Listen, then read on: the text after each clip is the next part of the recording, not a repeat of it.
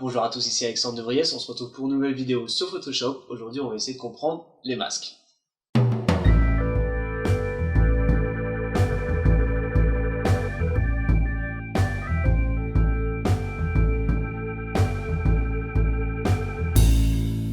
Donc faisons un peu de théorie avant la pratique. Un masque ça fonctionne comment? C'est simple, imaginez un masque de caravane. Je vous mets sur le visage, vous êtes alors invisible à mes yeux. Dans Photoshop, c'est à peu près pareil. Imaginez que vous créez donc un masque sur un calque. Si vous peignez en noir sur ce masque, vous allez rendre alors invisible une partie du calque. Ou la totalité, tout dépend des outils que vous allez sélectionner. Donc nous allons voir ça tout de suite. Donc je vais commencer par intégrer ma première photo dans Photoshop.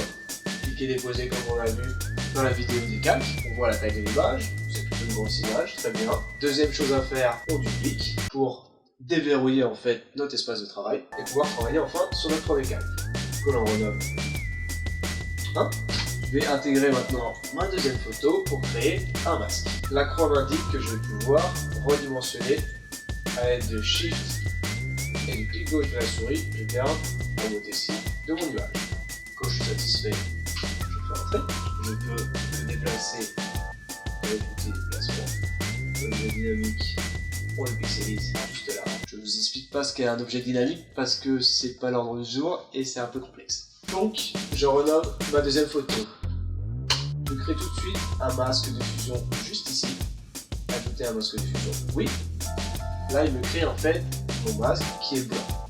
Le blanc, comme on l'a vu, va être visible sur mon calque. Imaginons que je le remplis en noir. Donc, je le mets sur mon noir juste là. Édition. Remplir. Couleur du premier plan. Très bien, c'est fait. OK. Donc en fait, il m'a rendu la totalité du calque invisible. Je vais essayer de réafficher avec le rectangle de sélection juste là, la partie supérieure.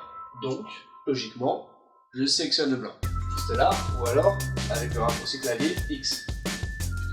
Donc après avoir fait ma sélection, je me rends compte que j'ai une sorte d'animation avec des tirets. Ça m'indique en fait que ma sélection est prête. Ce que je vais faire, je vais aller dans Édition, Remplir, ou le raccourci majuscule F5. OK. Donc là, je vois bien qu'il a réaffiché ma partie supérieure en blanc sur mon calque.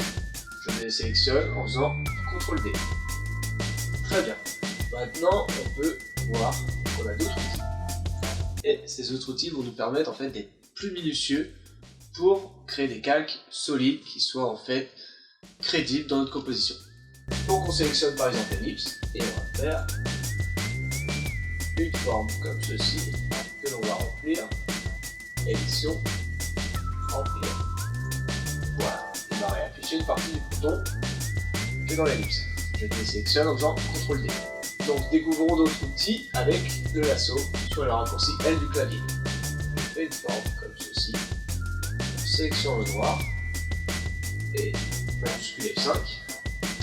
Je remplis. Et voilà. CTRL D, je désélectionne. J'ai la tête du tigre qui s'affiche. Très bien. On va essayer avec le lasso polygonal qui va nous permettre en fait d'obtenir une forme rapide mais avec des angles. Pareil, je fais édition, remplir. OK. Sélectionne CTRL D. Bon, on a vu quelques petits outils qui nous permettent en fait de travailler sur nos masques. C'est pas mal, mais les outils sont pas terribles à prendre en main. Donc, on va prendre un outil qui est vachement important, qui est le pinceau. Donc, on voit que l'épaisseur, on peut l'ajuster juste ici. La dureté, c'est la différence entre ces deux-là. Vous voyez bien que j'ai les bords flous de ce côté-là. Et j'ai les bords plus opaques à 100%. Je peux régler l'opacité du pinceau, ici. Et venir dessiner sur mon masque. Là, j'ai le blanc qui s'affiche, très bien, c'est mon tir au calque 1. Voilà. Vous testez, hein, amusez-vous. Vous allez pouvoir jouer un petit peu avec l'opacité, jouer avec le flou aussi.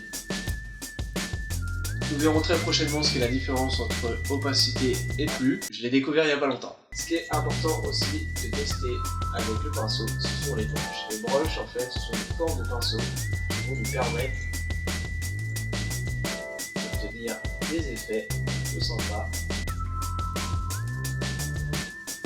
Comme ceci. Vous voyez, nous obtenons le même résultat. Donc, le peignant en noir, l'image s'efface.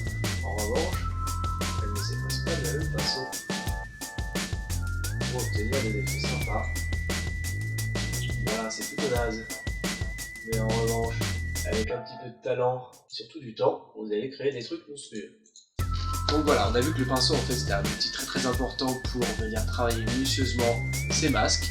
Mais il y a encore plein d'autres outils, on va voir la prochaine fois justement comment les comprendre et dans quel cas il faut les utiliser. Vous pouvez me retrouver sur les réseaux sociaux, Facebook, Twitter, Instagram, La Retouche Photo, ainsi que sur le blog La Retouche Photo, où vous allez pouvoir retrouver un peu plus d'informations détaillées. En attendant, je vous dis un grand merci d'avoir suivi aujourd'hui, je vous dis à très vite pour les outils, ciao.